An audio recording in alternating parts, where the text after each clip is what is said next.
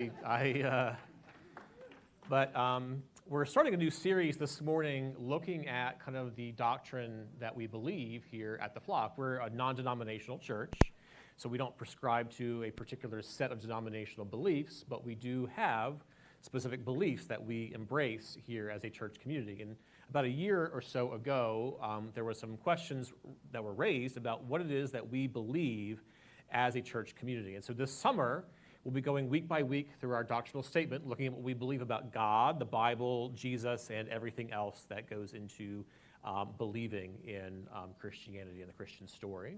But as we saw this morning already, everybody believes in something. And people on the street are quick to actually acknowledge the fact that, yes, they have some sort of spiritual belief, however unformed and nonspecific as that may be. It wasn't long ago, historically speaking, that a lot of social scientists, a lot of analysts believed that God and religion would eventually be considered irrelevant by modern society. If you lived through the 1960s, God bless you, there was the very famous issue of Time magazine asking, is God dead? And the belief, of course, is that religion could not be sustained in a scientific, sophisticated era. We were entering an era of secularism, not religion, where science, human progress would rule the day. The thing of it is that revolution never really happened. Religion is now proliferating in America and Western society and around the globe like never before. In fact, many of the social scientists of the 1960s have later recanted saying, listen, we were dead wrong, and religion is now, the world is now more religious than it ever has been in Western culture, in Western history. So we have a world that is deeply entrenched in belief, and largely that comes from our own deeper longings. In about a year or so ago, Melissa Broder, who was a novelist, wrote a very confessional piece for the New York Times talking about her own search for romantic love and her romantic obsession. She was longing, she said, for the desire of human companionship. She was lost in this web of infatuation and love poetry and desire.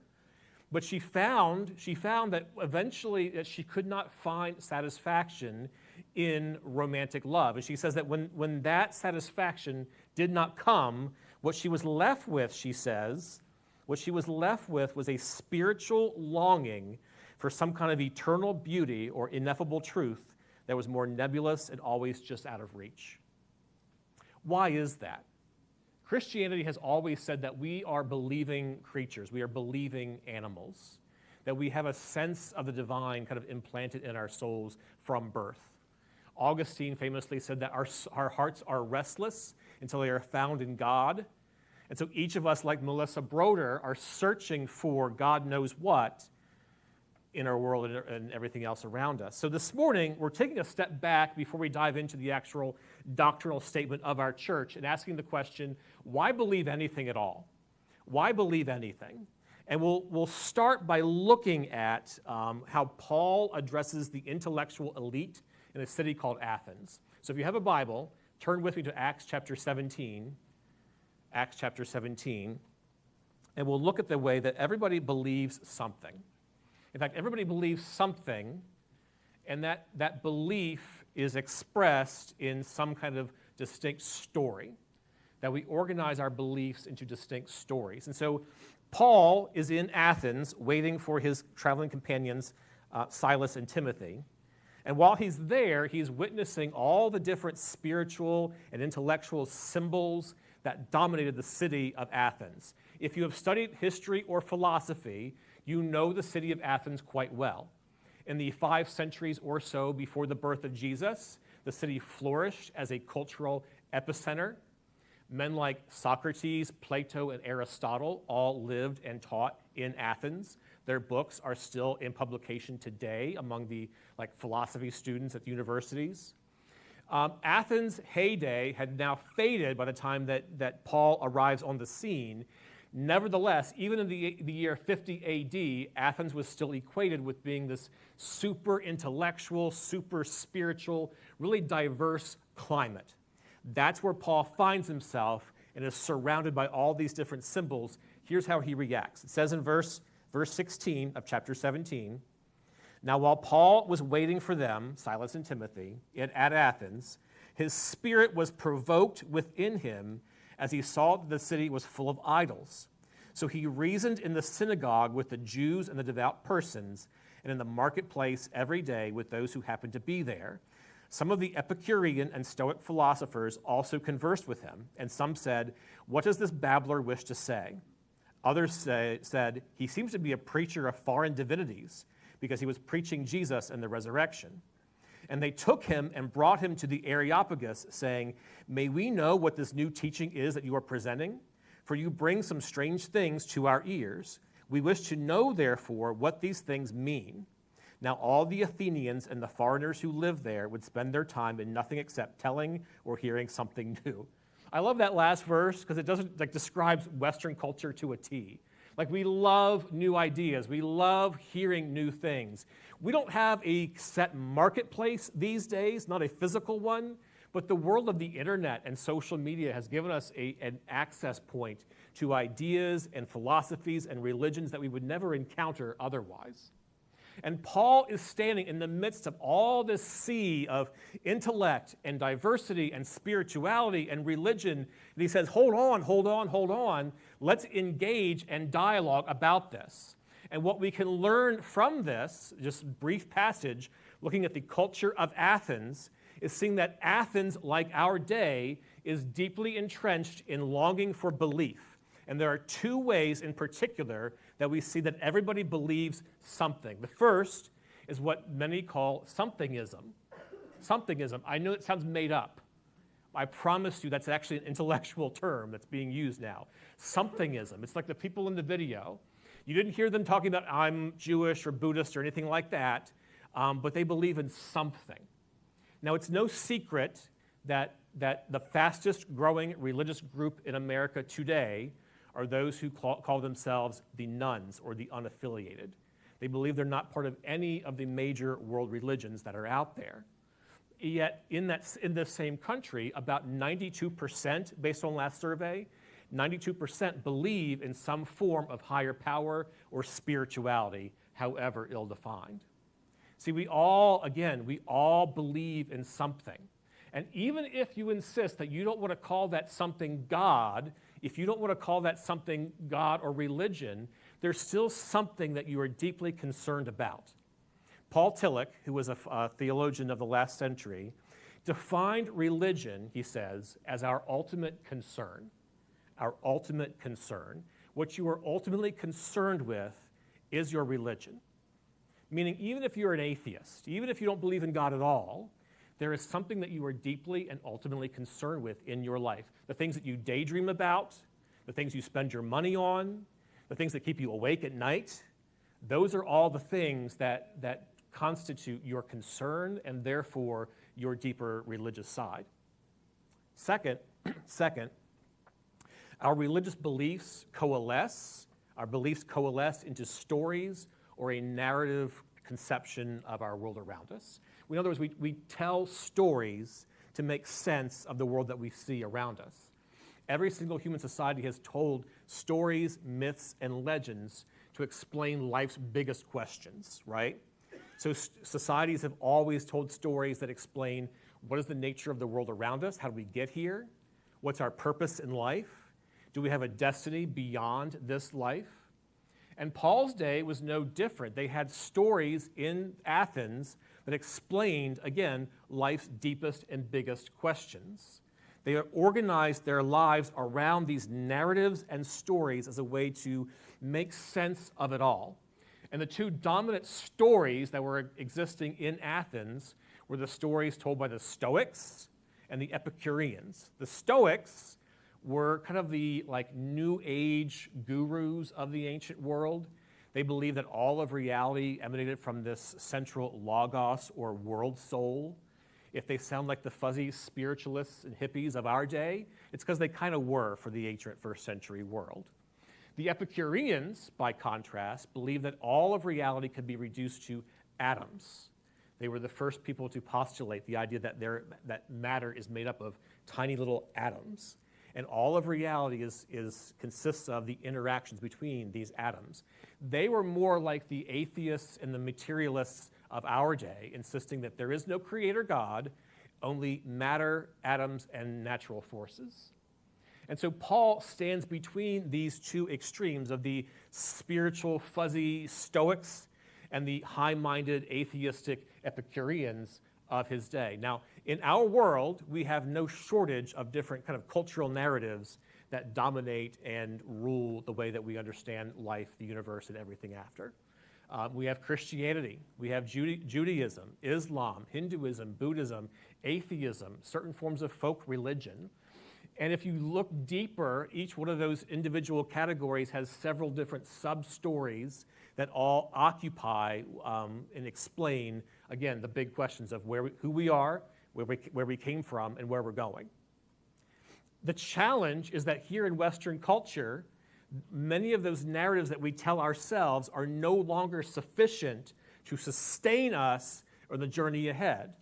In fact, most of our Western American idealism centers on the satisfaction of ourselves, self-fulfillment, self-satisfaction, and self-reliance.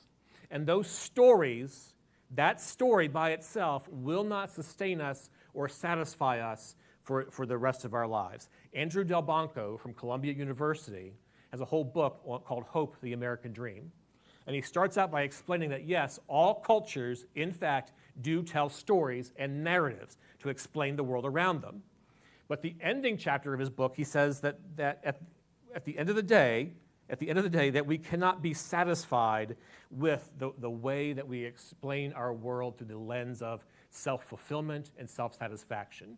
He says that we need a different story, a story that calls us to self-sacrifice, a story that calls us to nobility, a story that calls us to beauty and goodness. And that's the story, oh, by the way, that Paul is now going to present in Athens to the learned council of the Areopagus. What Paul's going to present is what I'm going to call the drama of doctrine. The drama of doctrine. And the drama of doctrine does two things. It disorients us from the falsehood of our cultural myths, and it reorients us to the truth found in God's eternal, timeless, big story. So the drama of doctrine disorients and reorients at the same time. What do I mean by the drama of doctrine, though, specifically? Let's just pause just for a second. Doctrine, most succinctly, simply means teaching. Doctrine simply means what the Bible teaches about a given subject.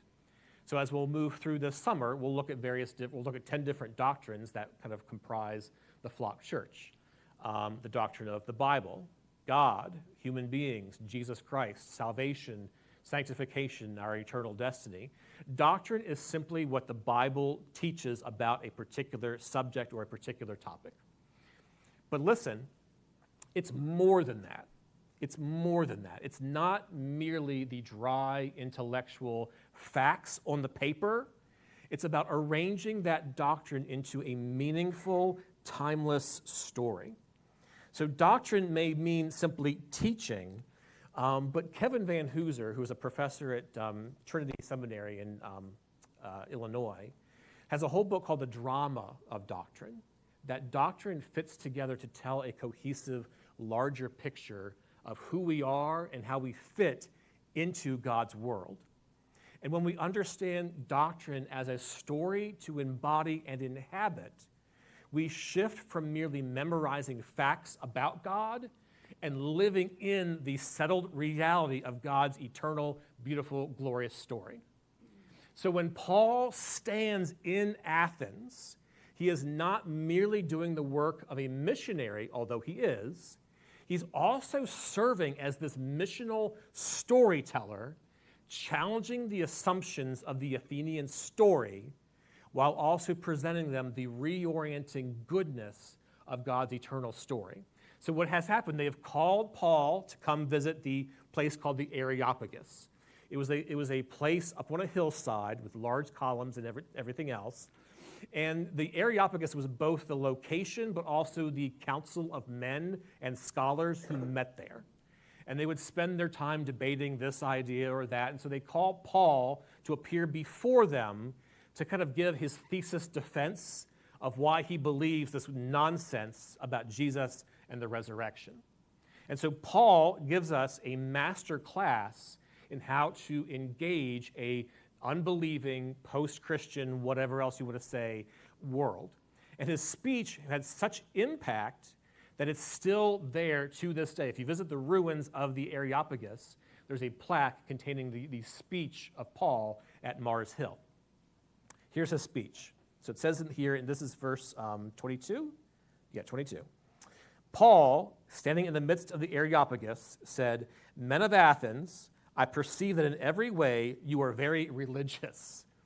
Now, pause. We might not get that right away, but Paul uses a very specific Greek word. It's actually my favorite Greek word, dysodimeresterus. And if you use that at parties, people will think you're weird. Dysodimeresterus, as in the phrase supercalifragilistic dysodimeresterus. And dysodimeresterus was not only fun to say, but it also had to carry the connotation of being superstitious. So it wasn't just he was saying, hey, I think you're really religious. He's also kind of poking them just a little bit in the very beginning, saying, I see you're very superstitious. And that kind of opening would get the men of the Council of Areopagus to sit up a little straighter and tune their ears a little more closely to what this person has to say. He says, "For as I passed along and observed the objects of your worship, I found also an altar with this inscription, 'To the unknown God.'" Now, pause again, just some background. What had happened in Athens, apparently, is that at some point in their history, they had a terrible plague, massive pandemic, people were dying, they were sacrificing all over the place to all the gods they knew, and nothing worked. Like they were shedding blood, and people were still dying. So in an act of desperation, what they did is they went to the sheep pens, and they released all the sheep. And the sheep just flooded the entire city. When the sheep got tired, they laid down random places throughout the marketplace. And the Athenians assumed they were laying down at future altar sites for some god they hadn't named yet. So they sacrificed the sheep on these random patches along the marketplace, and then thereafter they built altars there dedicated to the unknown God. So Paul has recognized that the Athenians have all dedicated their lives to belief and philosophy, but also the altar of the great perhaps. And he says, listen, what you worship, this is verse 23, what therefore you worship as unknown, this I proclaim to you. The God who made the world and everything in it, being Lord of heaven and earth, does not live in temples made by man, nor is he served by human hands as though he needed anything, since he himself gives to all mankind life and breath and everything. And he made from one man every nation of mankind to live on all the face of the earth, having determined allotted periods and the boundaries of their dwelling place, that they should seek God in the hope that they might feel their way toward him and find him. Yet he is actually not far from each one of us, for in him we live and move and have our being, as even some of your own poets have said, for we are indeed his offspring. Being then God's offspring, we ought not to think that the divine being is like gold or silver or stone, an image formed by the art and imagination of man. The times of ignorance God overlooked, but now he commands all people everywhere to repent, because he has fixed a day on which he will judge the world in righteousness by a man whom he has appointed, and of this he has given assurance to all by raising him from the dead. So he unpacks the story in such a way that he, again, disorients his audience from their cultural narratives and reorients them to the timeless truth that God presents. So in disorienting them, he reminds them that, hey, listen, God is not unknown, he is knowable. And secondly, God is not some social construct that you've built with your own two hands. And after doing that, he reorients them to what God's timeless truth is, namely that life, the universe, and every breath you take is a gift from God who creates and sustains everything in the entire solar system. And because God is sovereign over all, we have a unique human purpose. Paul says that we are created to seek God in the hope that we may find him move towards him and find him, yet he is actually not far from each one of us. In other words, that we have a calling in our lives to seek after God and believe in him. The reason why people like Melissa Broder and the people in our interviews have that impulse still inside of them is we are created to seek after the truth. We are created to seek after communion with God. But here's the question then, how do we know that our God is the God that we should worship? Paul answers that too. Because Jesus Christ claimed to be God in the flesh, and not only did he die for us, but he came back to life again. What other God in the entire city of Athens has ever done that? The answer, of course, none. In other words, we know that our doctrine is correct. We know that our story is true because Jesus Christ has come back from the dead physically as a historic event to authenticate the idea of God's existence and that we can believe and trust the story that Christianity tells. He has reoriented us toward a truth that is timeless and far more satisfying than the social narratives of amorphous, unknown gods, the social narratives of self-fulfillment, the social narratives that we all just appeared here from nothing. He is upending all the stuff that we tell ourselves that makes reality true or comprehensible. And here's why that's matters. This is why I think this is the most compelling argument for Christianity. C.S. Lewis famously said, I believe in God like I believe the sun has risen. Not because I see it directly, but by its light, I see everything else. And what he meant by that is that Christianity, the Christian story, offers immense explanatory power and coherence. If you want to understand the world around you, beauty, goodness, truth, you can understand that world through the lens of Christian doctrine. The Christian story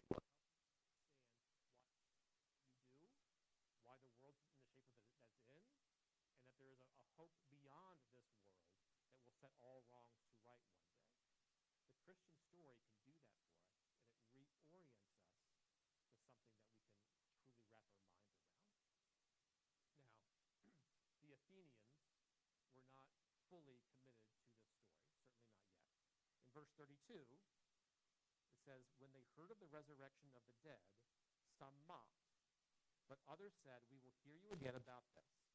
So Paul went out from their midst, but some men joined him and believed, among whom also were Dionysius the Areopagite, and a woman named Damaris, and others.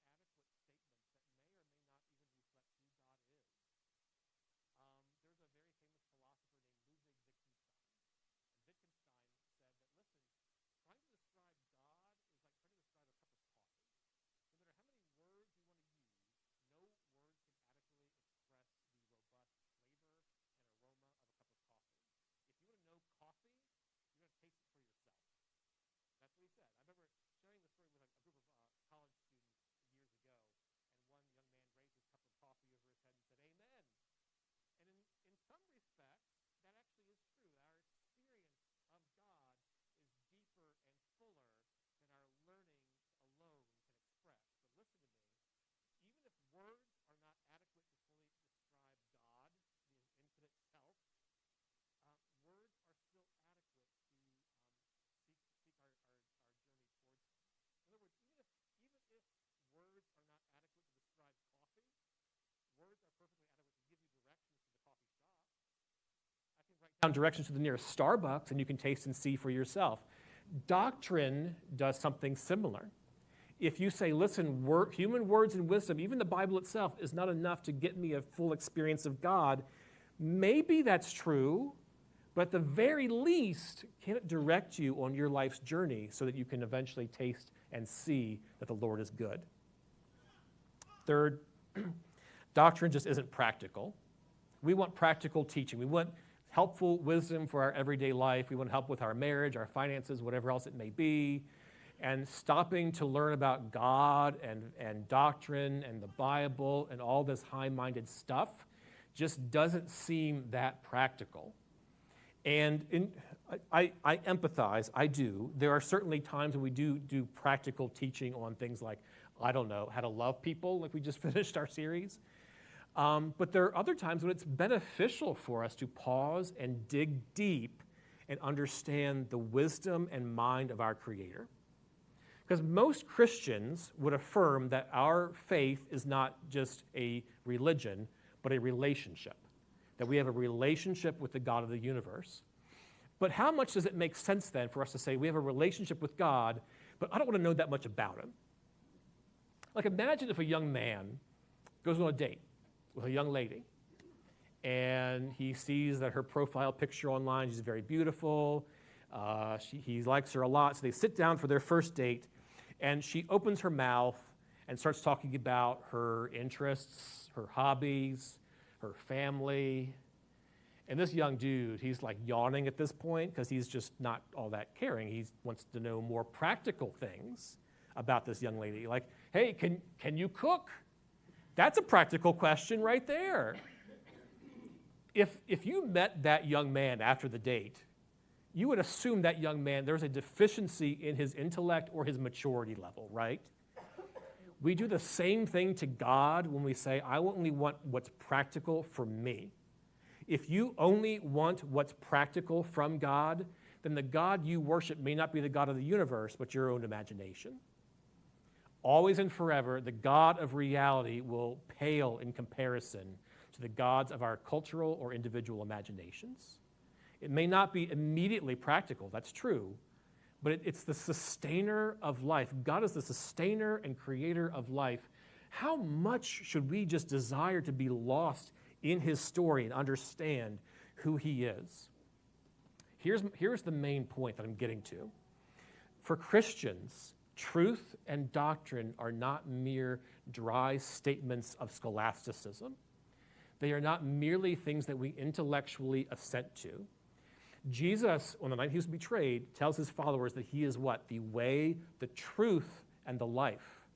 In other words, that our relationship to the truth is not merely believing statements, but having a relationship with truth embodied in the person of Jesus.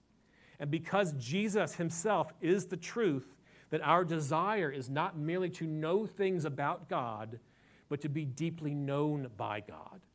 Let me say this even more directly. Doctrine in the Christian sense, doctrine is not something that you and I can master.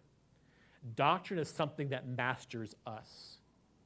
In fact, the more that we invest, the more that we come to know God, the more that we will find ourselves mastered and in submission to Him and living in conformity to His master story. Doctrine is not something that we master. Doctrine is something that masters us. That's the beauty and challenge of Christian doctrine. Now, finally, if we understand doctrine correctly and appropriately, then we do know that doctrine can never really be limited to the things that we learn without also being things that we perform and do. The drama of doctrine is intended to be performative. In fact, the drama of doctrine must be performed by the community of faith.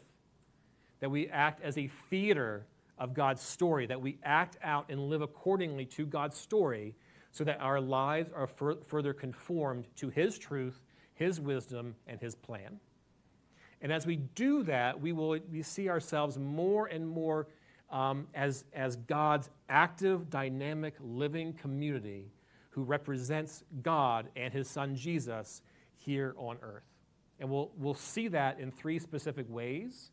And each of these ways kind of gives us a goal for our overall series as a whole. So first, we see the drama of doctrine must be performed in community, first of all, in community. We don't believe things in isolation. It's not just my doctrine. It's not just your doctrine. It's our doctrine. It's our story. It's our belief. It has been handed down to us once and for all by the saints. And now we understand who God is by listening to their voices and conforming our lives to the eternal truths handed down through them. So that means that for us, our goal for our summer is to understand what our church believes. And this series will actually form kind of a backdrop for some future membership types of classes. But for now, I want you all to kind of recognize, okay, here's what our church believes or doesn't believe about these various subjects and topics. Second, doctrine must be performed in discipleship. In discipleship.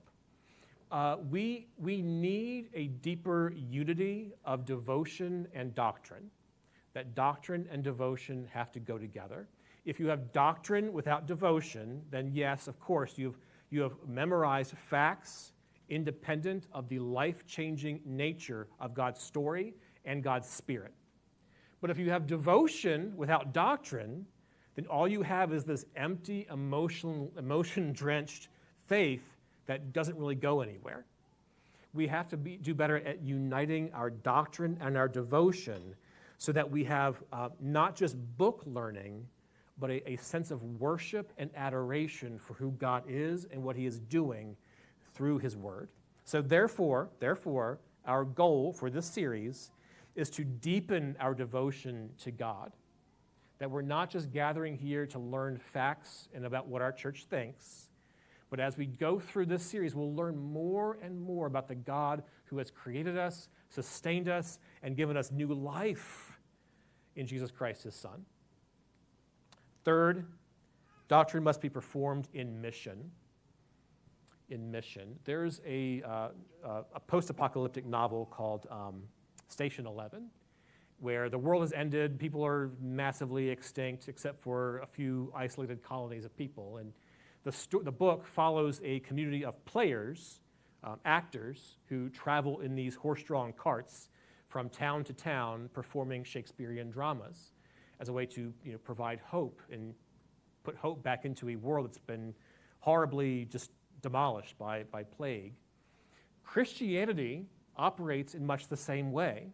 We have a world that's full of darkness and despair and disbelief. We have the story that can disorient and reorient our culture to God's truth. And because of that, our doctrine will help us to articulate what it is that we believe in the eyes and the face and presence of a world that's so just forgotten who God fundamentally is.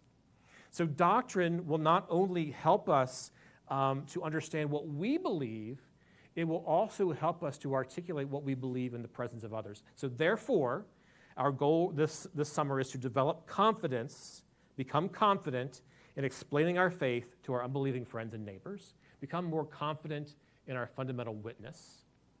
That if we understand what we believe and understand it well, then we, like Paul, can stand amidst our friends, family, and neighbors and be willing to say, here's what I believe and why.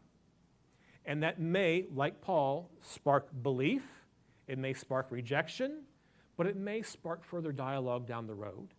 And understanding doctrine, understanding what you believe fundamentally, will further equip you to be a person who can dialogue, debate, and articulate a deeper, truer story than anything our society has to offer. Doctrine, therefore, is not just some dusty old book. It's not just a set of facts. It's a story that we can embody. And because of that, you don't have to feel like this is too hard for you. You don't have to feel like this is too dry for you. This will enrich you. This will help you understand. And it will also help you know God more and to be known by God more as you submit to him in his timeless story. Amen? Father, we do believe. We believe in you. We believe in your Son. We believe in your story. Lord, help us to have open minds, open hearts to receive what you have said to us in your word. Help us to understand each week more about what it is that the Christianity believes. Help us to understand more and more what it is that you would have us live and do. Help us to be men and women who inhabit your story. Again, not merely as a set of facts, but a story to embody and embrace, a story that gives us meaning and value and purpose more than anything else in this life. We thank you for all you've done for us, and we thank you and we praise you in your Son's name and by your Spirit's power. Amen.